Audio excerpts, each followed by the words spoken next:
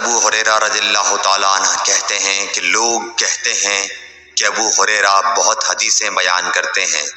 اور میں کہتا ہوں کہ قرآن میں 2 آیتیں نہ ہوتی تو میں کوئی حدیث بیان نہ کرتا۔ پھر یہ آیت پڑھی جس کا ترجمہ یہ ہے، جو لوگ اللہ کی نازل کی ہوئی دلیلوں اور آیتوں کو چھپاتے ہیں، آخر آیت رحیم تک۔ واقعہ یہ ہے کہ ہمارے مہاجرین بھائی تو بازار کی خرید و فروخت میں لگے رہتے تھے، اور انصار بھائی اپنی جائیدادوں میں مشغول رہتے، اور ابو ہریرہ رسول اللہ صلی اللہ علیہ وسلم کے ساتھ جی بھر کر رہتا، تاکہ آپ کی رفاقت میں شکم پوری سے بھی بے فکری رہے، اور ان مجلسوں میں حاضر رہتا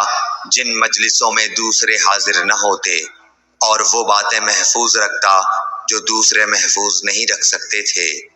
صحیح بخاری حدیث نمبر 118۔